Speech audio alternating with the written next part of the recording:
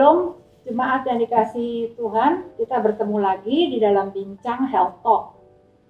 Apa kabar jemaat sekalian? Kami sangat berharap Bapak, Ibu, dan saudara-saudara ada di dalam kondisi yang sehat, terus disertai oleh Tuhan, dan ada sukacita senantiasa. Edisi Health Talk pada Desember ini sangat istimewa, ya, karena ada bersama dengan kita sekalian pada malam hari ini Prof. Herdiman Tepohan.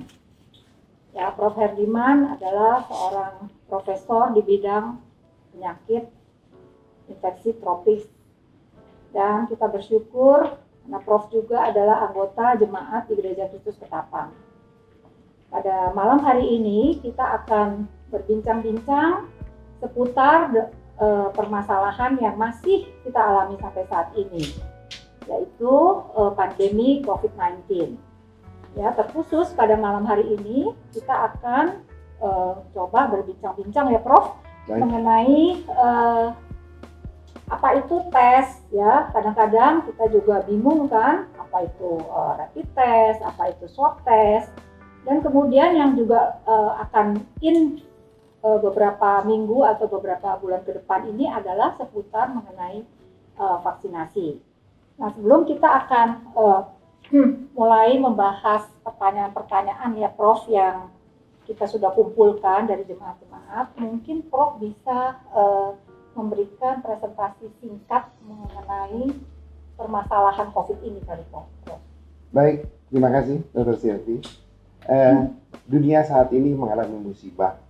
Saya kira hampir seluruh dunia mengalami beban, luka, pandemi karena penyakit COVID ini.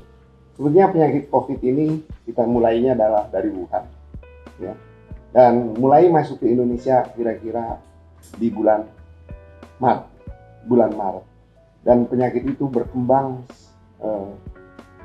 terus karena penularannya adalah melalui airborne. Dulu disangka hanya droplet, tapi sekarang kalau udah melalui airborne, tidak ada satu tempat pun yang dianggap bersih dan aman untuk ini. Penyakit ini terus menyebar di seluruh dunia dan kali ini adalah di Indonesia. Dan saat ini pengontrolan masih sulit. Penyakit ini disebabkan karena virus yang disebut SARS-CoV, ya. Dan kemudian gejala klinisnya umumnya adalah sangat general sekali.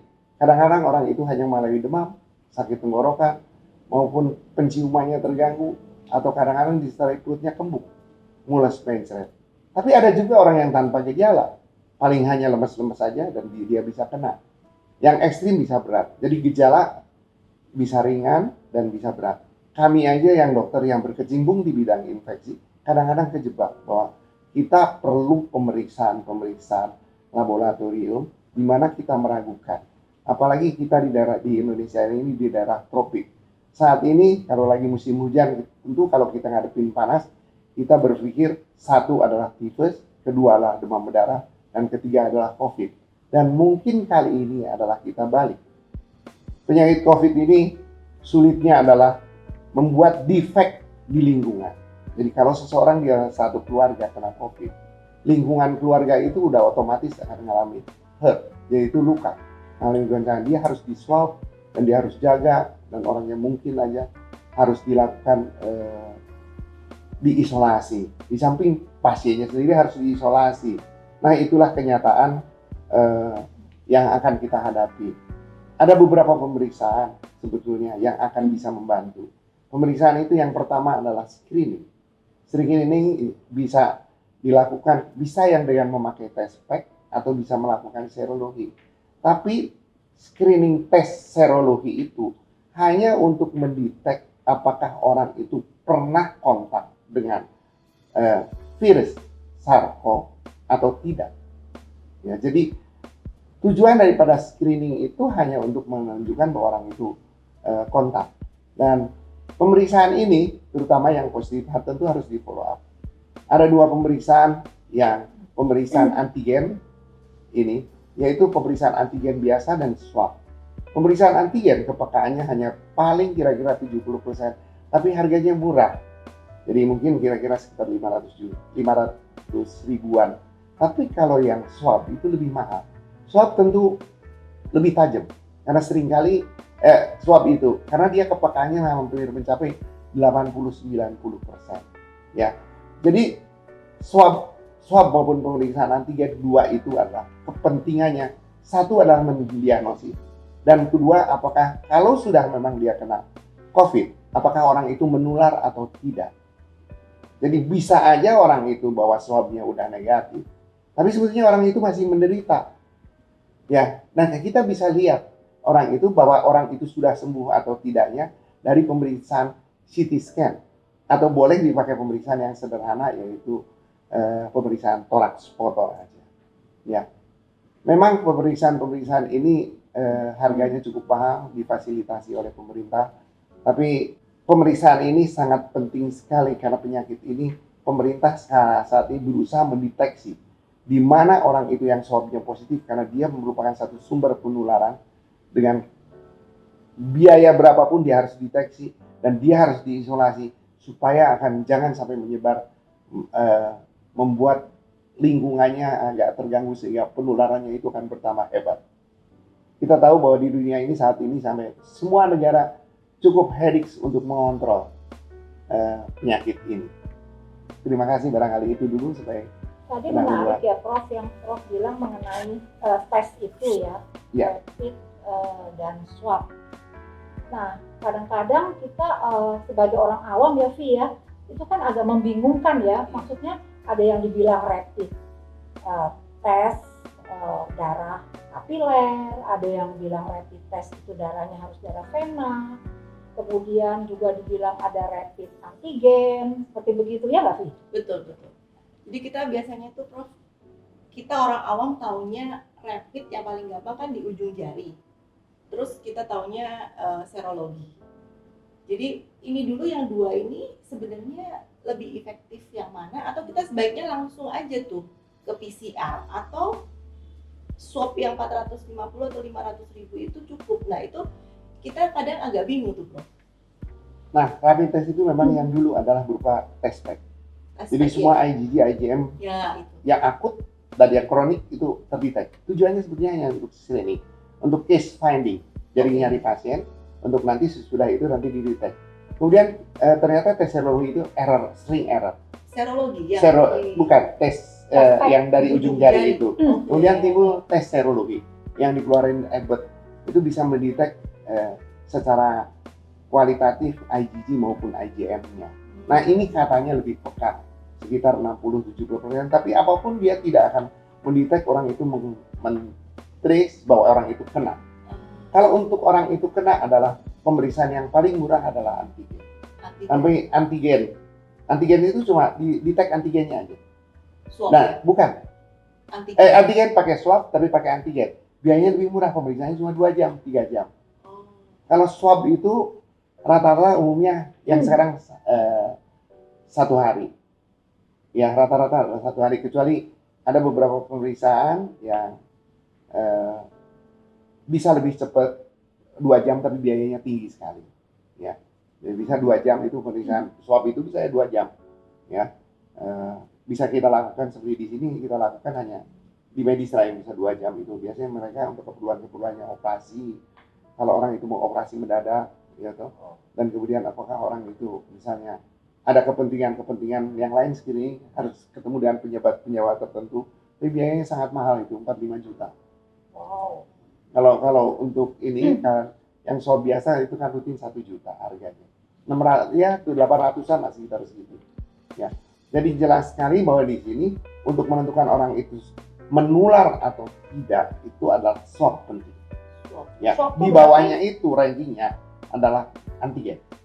Oh, jadi swab itu yang dimaksud adalah yang PCR ya? Ya, swab PCR, betul. Jadi bisa nggak Prof disimpulkan tuh begini, maksudnya berarti sebetulnya sampel yang dari cairan lendir dan nasofaring itu sepertinya lebih peka ditimbang kita pemeriksaan yang diambil dari darah, begitu Prof? Iya, betul.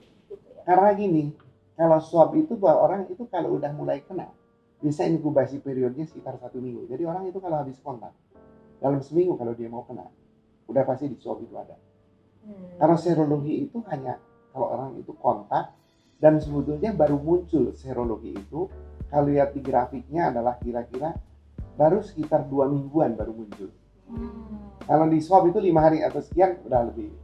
2 mingguan itu berarti kalau di Karena harus timbul imunoglobulin M dulu, kemudian ya, imunoglobulin IgM, IgG G. gitu ya. Ya, dan dia akan menetap itu sampai kira-kira M kira-kira sampai 8 mingguan. Kalau G mungkin ada yang bisa 3 bulan. Iya. Itu menarik nih, Prof. Karena di kantor saya, salah satu protokol yang dilakukan itu untuk mengidentify orang ini terekspos apa enggak, kita disarankan tes rapid yang di ujung jari. Tes rapid di ujung jari. Dan hasilnya adalah ada yang reaktif. Nah, IgG sama IgM Dan reaktif. Jikalau reaktif, kita disarankan untuk swab.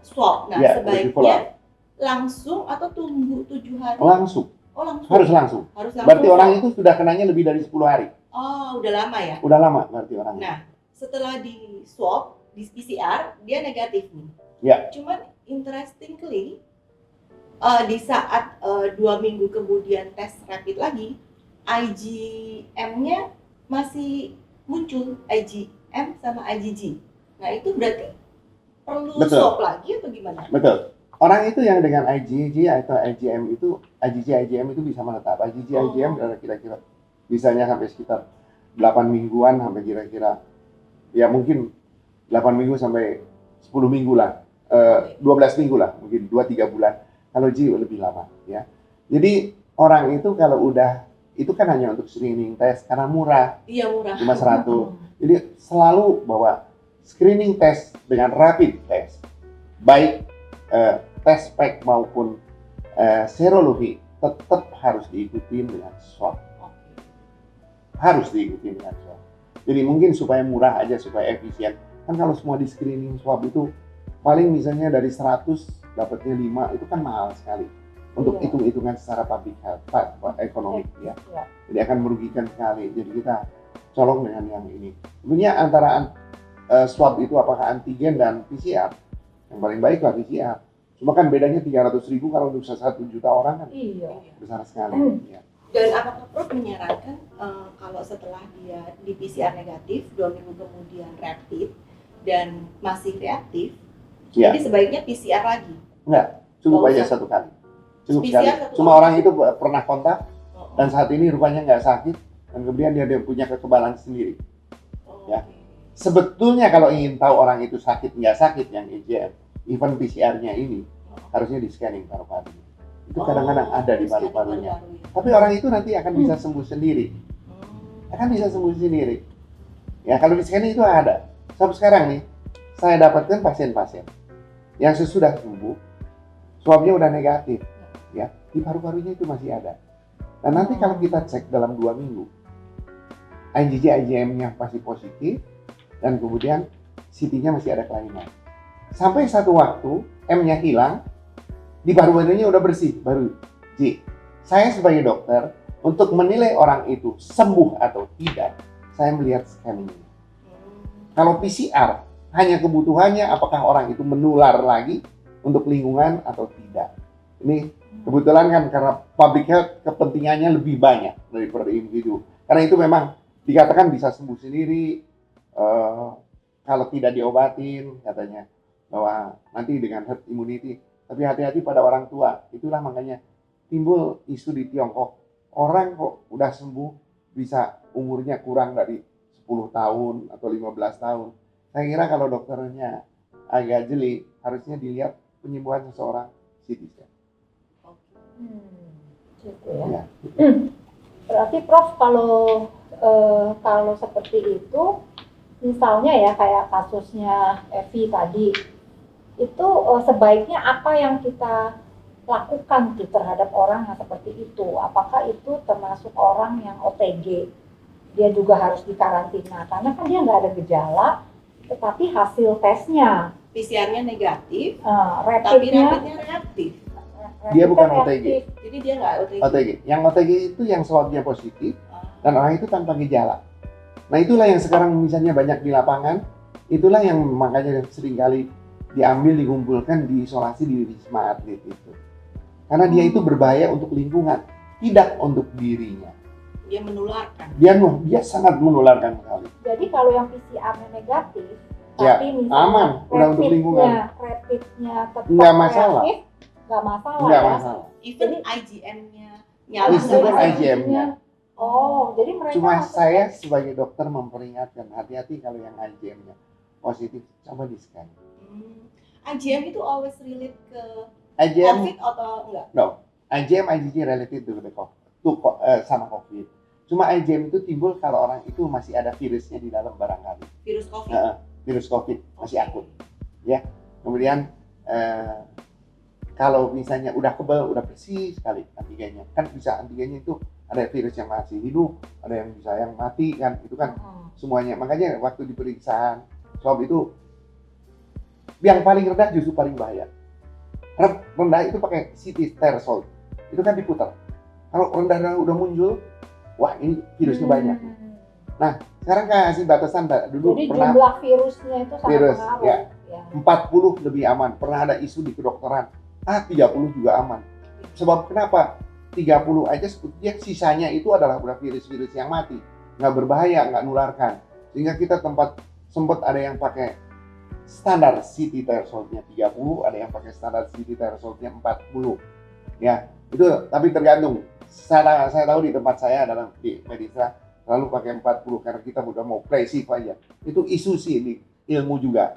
Karena Jadi yang harus beranggapan lebih 30 juga cukup. Kalau 30 itu orang itu akan cepat negatif. Tahu-tahunya nanti dia nular. Kita nggak mau, kita mau presif. 40 aja kita ambil. Tapi sekarang hampir rata-rata semua ambil pakai 40. Meskipun sebagian pendapat di kedokteran 30 aja sebetulnya sudah aman. Sudah nggak terlalu menularkan, tapi ya kita susah lah. Oke, ini menarik sekali, Prof. Let's say PCR-nya positif, dia isolasi 14 hari kan? Ya, mandiri. Sebelum kembali bekerja ke kantor nih ya, Ya. sebaiknya ini orang dites apa Harus di swab lagi 2 Swab kali lagi. berturut-turut. Oh, Karena swab keperluannya supaya jangan menularkan di kantor. oke. Ya, swab itu keperluannya supaya jangan menularin ke orang lain. Oke. Jadi selalu persyaratannya adalah swab 2 kali. Karena seringkali itu virus itu yang ada di dalam badan jumlahnya itu agak fluktuatif. Jadi untuk basic-nya Jadi 2 tetap kali aja. harus ada konversinya ya. Iya, persyaratan ke kantor adalah selalu 2 kali. PCR-nya itu dia harus negatif ya. Kalau Harus negatif dia kalau ke masuk ya. kantor. Kita tidak pakai patokan selalu. Oke. Terus setelah let's say kita sudah melakukan 2 kali negatif, Ya. aman, dia ke kantor nih. Aman. Protokol berikutnya apa lagi tuh, Prof? Ya tetap aja protokol seperti sekarang ini, tetap harus pakai masker, Oke. jaga jarak, tapi dia tidak akan menjadi sumber infeksi penularan terhadap lingkungannya. Kalau di kantor kan bahaya dengan AC-nya tertutup, apalagi yang nggak punya HEPA filter itu. Itu kan nanti kan udaranya kan susah, harus disemprot dan lain-lain. Tapi ya Prof, kalau misalnya ya dalam kasus seperti begitu tuh, dia udah kembali bekerja dan dia sudah pernah positif kan, dan Ya. sekarang dia negatif. Itu ada nggak sih misalnya satu patokan gitu, dia akan misalnya dia lebih mudah lagi misalnya tertular oleh orang yang PCR positif gitu, atau dia sendiri sebetulnya dari dirinya sendiri sudah mulai ada semacam imunitas gitu, dia nggak akan mudah lagi gitu ketularan COVID ini. Teoritis seseorang yang habis kena infeksi itu akan punya kekebalan. Kekebalan yang diteliti sampai saat ini, kalau orang kena natural COVID itu adalah sekitar 6 bulan. Mungkin lebih, mungkin enggak, tapi tergantung sistem antibodinya daripada seseorang. At least adalah 6 bulan. Jadi impact-nya, jadi orang kalau habis kena kebal lah sampai 6 bulan. Jadi nanti dia mungkin kalau divaksin, nggak usah minta yang buru-buru lah. Jadi nanti aja kalau sudah 6 bulan. Ya. Itu impact-nya barangkali. Ada lagi satu lagi, Dok. Masih sekarang nih di kantor lagi hot ya di discussion soal testing. Tadi kalau yang PCR-nya positif jelas, protokolnya jelas, dia isolasi, dia swab lagi. Nah sekarang kalau PCR-nya negatif, namun IgM atau IgG-nya reaktif nih, ini aman ya, kita nggak usah takut. Saat ini Nggak kita usah takut. Saat ini kita Nggak usah takut takut. sekali sama orang-orang. Nggak usah takut, karena dia mungkin kalaupun masih ada virusnya, daya tularnya udah rendah. Oh gitu. Orang itu pernah kena, malahan orang itu udah punya mungkin herd immunity, Oke. ya herd immunity orang. Ya, tapi kalau orang itu misalnya orang tua pengen yakin sembuh sekali, harusnya ya memang di CT scan. Kalau dia datang per individu bisa, tapi kalau massal itu kan nggak mungkin. Kalau di kantor itu kan cari yang praktis dan murah. Paling murah screening yaitu rapid. Iya. Mau serologi maupun pakai test pack nggak ada masalah. Jadi kita seleksi yang positif, misalnya kita pemeriksaan antigen atau swab, antigen atau swab barangkali itu yang harus kita ini. Kalau yang swabnya positif, kita isolasi lah supaya jangan lingkungannya. Kalau kita bayangin kalau gedung, makanya kita lihat di gedung-gedung itu kalau dia ada yang kena, gedung itu harus ditutup dan disemprot semua atas bawah. Harus disemprot. Ya. Prof, kalau gitu bisa nggak begini ya, maksudnya kalau misalnya satu kali sudah pernah PCR negatif, barangkali lebih baik nggak usah sering-sering lagi rapid gitu ya, ya nggak Prof? Atau bagaimana Prof? Gini, sama seperti itu. Kita lihat waktu syarat-syarat di penerbangan. Ya. PCR itu hanya berlakunya kira-kira 2 minggu. Ya. Tapi, nah yang jadi masalah adalah kalau rapid, yang mintanya rapid. Iya. Kalau rapid positif kan, berarti orang itu udah kena atau udah kontak. Udah kontak. Kita bisa terangkan misalnya, jadi kita mintanya di swab aja. Sebetulnya keperluan pesawat itu ya swabnya, bukan serologinya. Jangan nularin orang lain. Jadi orang kalau habis kena, kan nggak mungkin tuh sampai 6 bulan dia nggak bisa naik pesawat kan. Karena rapidnya kan positif terus. Tunjukin aja yang swab.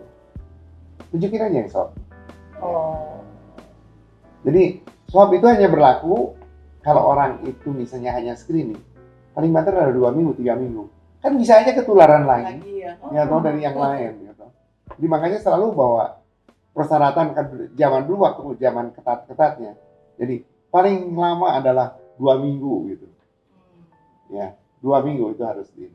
Seperti sekarang persyaratan ke Singapura kita lihat. Ini mungkin aneh untuk orang awam. Jadi begitu berangkat kita harus diswab. Itu hanya sebetulnya untuk menjaga pesawatnya dan orang-orang dalam pesawat jangan kena. Tapi begitu turun di Singapura diswab lagi. Ditungguin sampai kalau dia yang positif diisolasi ya tahu 2 minggu, tapi kalau yang nggak positif bisa 3 hari dia baru boleh keluar. Jadi itu dasarnya hampir sama. Sebetulnya dasarnya. Jadi yang paling penting adalah swab. Swab itu yang membuat kacau ini ekonomi negara. Ya, swab ini kan yang PCR kan ya? Iya, PCR maksudnya. PCR ya, PCR. bukan yang antigen. Antigen ya? itu ya memang salah satu cara dari para ini untuk barangkali untuk masyarakat supaya pemeriksaannya nggak terlalu mahal. Dianggapnya ya kalau ada gejalanya positif, misalnya kemudian pemeriksaan antigennya positif, terutama di daerah kan alat swabnya nggak ada, itu kan praktis lebih mudah. Oh ini angka positif aja gejala. Tapi tidak menjamin ya. Nggak berjamin. Untuk screening adalah sebaiknya swab. Jika hanya untuk keperluan screening dan kita dihadapkan option ujung jari rapid atau serologi, sebaiknya ngambil yang mana, Bro? Serologi aja. Serologi yang di Rapid itu kadang-kadang kan kena cuaca, alatnya kejemur segala macam. Sama dengan pemeriksaan gula darah juga, sama tes pack kehamilan juga kurang lebih sama. Penyimpanannya nggak betul. Juga kadang-kadang false. Iya. Banyak. False. Iya. Terus sebetulnya harganya nggak berapa beda. Serologi sama itu antara 90 sama 110.000 kalau nggak salah. Kalau sekarang mungkin turun. Serologi bukan 100 lebih nah, harusnya. Kalau yang serologi itu 150. Ya, 100-an lah. Ada lab tertentu itu kalau ada tergantung pengantar labnya. dokter. Iya. Ada pengantar Iya. dokter 150. Iya, betul. Tapi kalau pakai dokter intern, Iya. tambah lagi biaya untuk dokternya. Itu. Yang ujung jari itu memang murah sekali. Murah sekali, bukan cuma sekali. 50.000-an harusnya. Isetnya itu 30.000 itu. Kita bisa beli pak-pakan itu. Benar, ini murah banget. Murah sekali. Makanya Mungkin kalau hasilnya itu juga tergantung di level-level tertentu. Ya, Saya kira kalau untuk di gereja ini boleh lah misalnya kita untuk charity ya, yang supaya orang itu nggak was-was harus di swab atau apa. Ya, cuma nanti kita yang ngetes yang was-was, Prof. Kalau positif kita yang jadi was-was. Mau diapain? Pakai Jadi APD, tes tahu-tahu pakai APD. positif. Kalau Gitu. yang rapid ujung jari itu ada validity-nya nggak, Prof? Ya aja positif negatif aja kualitasnya. Maksudnya gini, setelah cek nih ya, Ya. hasilnya non reaktif Ya katanya. udah, dia nggak pernah kontak. Berarti nggak ada validity-nya ya? Nggak ada, Valid sampai nggak ada, 7 nggak ada, hari. nggak ada. Oh iya tetap loh semuanya. Oh iya. Oh tes rapid semuanya itu paling lama 2 minggu lah. 2 minggu Swab ya? aja 2 minggu Iya. loh. 2 minggu Tetap boleh ya? nggak ada. Oh, Ini bisa. kita, Ada satu dari soalnya kan ini pandemi antar negara atau endemis seluruh negara. Oke. Iya toh. Nggak ada lah.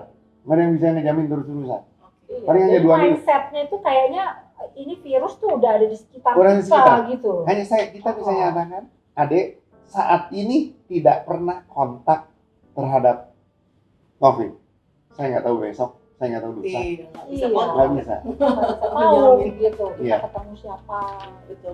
terus kondisinya seperti apa. Iya, iya. Oke, menarik bang, menarik sekali ya pembicaraan kita, Bapak Ibu Saudara sekalian.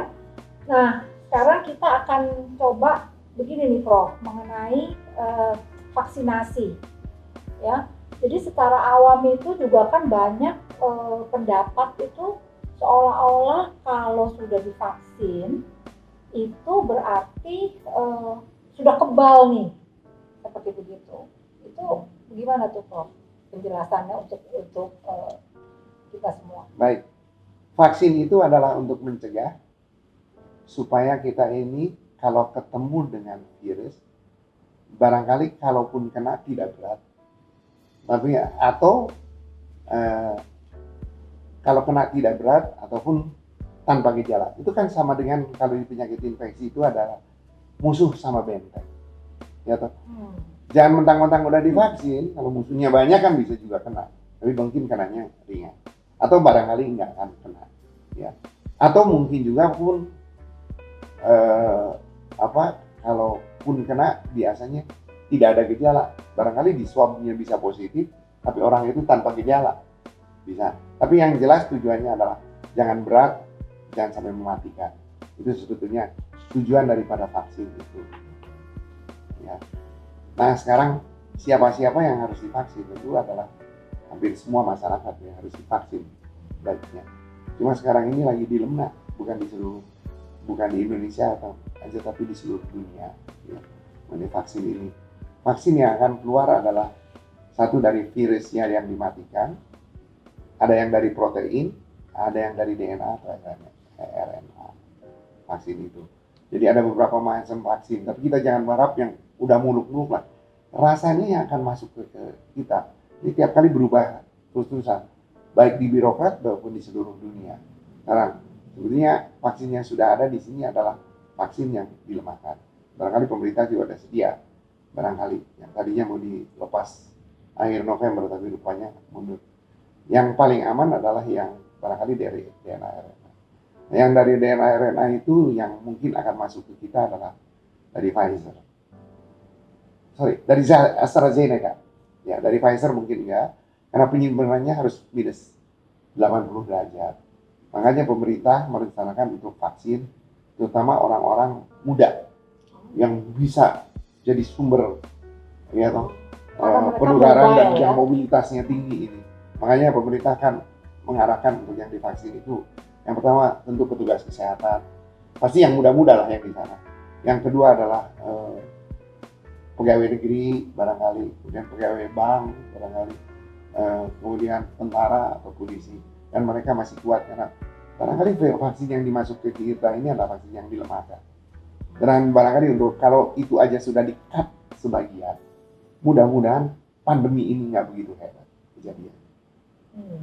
Itu ada resikonya nggak, Prof? Vaksin itu saat ini ada beberapa pendapat di masyarakat, Ya. takut nih jangan-jangan ada impact negatif. Ya. Semua vaksin ada risikonya, semua. Tapi kita yakinlah BPOM pasti akan men-screening semua vaksin itu sehingga kalaupun terjadi pengaruh sampingan tidak akan berat. Paling banter hanya pusing, gatel atau apa. Nggak ada lah vaksin yang nggak ada pengaruh sampingan. Nah, Makanya dokter juga harus memilih, meskipun dia masih muda, siapa yang harus divaksin. Nah, misalnya orang-orang yang dalam kena pengobatan kemoterapi nggak boleh. Orang yang punya autoimun yang berat barangkali nggak boleh. Orang HIV barangkali nggak boleh. Ya, terutama untuk vaksin-vaksin yang dimatikan. Kalau antara mati sama lemah itu kan bedanya abu-abu di virus itu kan nggak bisa diperiksain satu-satu. Ya. Nah, barangkali kalau nanti udah datang vaksin yang dari DNA, RNA, barangkali. Makanya kalau di kedokteran kalau yang imun daya imunannya terlalu rendah di body resistensinya, sebaiknya jangan buru-buru divaksin. Apalagi vaksin ini pasti akan dilepasnya adalah karena keadaan emergency yang harus meng-cut pandemi ini. Ya, jadi lain seperti kalau vaksin polio, DPT itu udah dari puluhan tahun aman. Jadi mungkin itu lepasnya akan lebih mudah. Jadi ini makanya pemerintah juga hati-hati selalu. Makanya kita lihat di koran itu debatable. Semua orang kalau ngambil dari semua sisinya bisa berbeda. Gitu. Tapi kita harus bijaksana menyikapinya. Tapi yang jelas putusan pemerintah BPOM saya kira cukup baik. Yang mudah-mudah dilakukan dulu pertama. Kemudian yang kedua adalah harus dilakukan segera semua yang aparatur negara yang mobilitasnya tinggi, ya supaya jangan defect di sistem ketatanegaraan ini. Nah, Prof, kalau vaksin itu ya, apakah perlu diulang?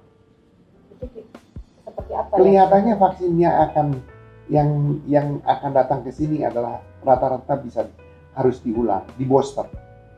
Setahun kali, Prof? Enggak. Berapa bulan?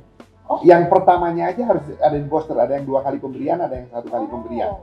Ya, saya sendiri masih belum tahu wujud fisiknya. Baik yang dari AstraZeneca itu juga katanya harus 2 kali. Yang ini 2 kali. Nah mungkin nanti, ini kan penyakit ini baru, kita masih belum pengalaman. Nanti akan yang di fase 3 yang sudah dapat kan diukur antibodinya. Dari misalnya dari 1.000 orang, ternyata antibodinya ada yang tahan setahun atau 2 tahun. Nah itulah yang akan menjadi alasan kapan di boosternya lagi. Di dunia aja sekarang belum bisa menjawab kapan boosternya. Cuma yang jelas bahwa basic vaksinasinya kali, ya? Ada yang harus 2 kali, ada yang sekali katanya cukup. Itu tergantung bahannya, tergantung mereka buatnya. Jadi mungkin mekanismenya itu seperti misalnya ya kalau kita pikir yang booster itu kayak vaksin hepatitis. Nah seperti vaksin hepatitis. Gitu. Jadi ada basic vaksinasi dan kemudian ada booster. Iya. Nah, polio juga begitu kan? Iya. Jadi berarti dia konsentrasi vaksinnya itu bisa ketahuan ya. Bisa ketahuan potensi antibodinya. Oh, iya, sorry. Nah, cuma saat ini di COVID kita belum tahu nih. Belum tahu. Berapa lama? Baru ya. Ya karena ini penelitiannya masih relatif baru. Perkiraannya vaksinnya itu akan masuk kapan ya? Sebenarnya di pemerintah sebetulnya kelihatannya sih udah ada nih. Oh gitu Ya ya. cuma kan hanya warning dari penelitian karena kan harus dites oleh beberapa dan kemudian izin dari WHO, kemudian izin dari badan di sini. Ya, kita BPOM. Ya. Jadi kita nggak usah takut lah. Nggak usah takut lah, BPOM Dampaknya ya. kerjanya pasti baik lah mereka untuk Kita masalah. percaya saja. Kita percaya BPOM pasti baik. Ya, di sana banyak para ahli dan expert yang memikirkan segala macam kemungkinannya. Kita harus dukung tadi. Jadi Prof, itu kan kalau dari bincang-bincang kita tadi itu berarti kan vaksin itu tidak berarti yang bersangkutan itu kebal gitu kan ya, kalau dari bincang-bincang. Jadi punya antibodi yang mudah-mudahan kalau dia kontak dengan SARS-CoV, ya loh, dia tidak berat. Tidak berat. Itu sama dengan sebetulnya sama dengan tujuan vaksin polio maupun hepatitis semuanya. Nggak ada yang jaminan 100% itu nggak ada lah. Secara umumnya hampir sama. Terhadap MMA, terhadap polio, terhadap DPT itu hampir sama lah. Melindungi supaya penyakitnya itu Jangan sampai berat, titik. Ya jangan sampai mematikan. Jadi berarti Prof sebetulnya ya di dalam situasi yang kita sudah 9 bulan pandemi ini, ya kemudian sekarang kan ada langkah-langkah, akan ada vaksin. Tapi kalau Prof bisa pesan ya kepada jemaat di BKK, ya, kepada kita nih secara umum, bagaimana sih tipsnya tuh yang sudah terbukti memang bisa melindungi kita di dalam situasi yang seperti begini gitu. Apakah itu 3M ya, sudah pasti 3M. Terus apakah memang perlu suplemen atau apa, minuman, makanan begitu loh Prof. Ya sehari-hari itu gimana kita itu bisa kerjakan gitu loh. Ya. Ya, daripada mereka cemas ya, anxious, aduh ini gimana nih begini mikirin berita ya simpang siur. Nah, barangkali ada tips nih Prof, apa yang mereka bisa lakukan. Yang pertama adalah pola hidup yang baik.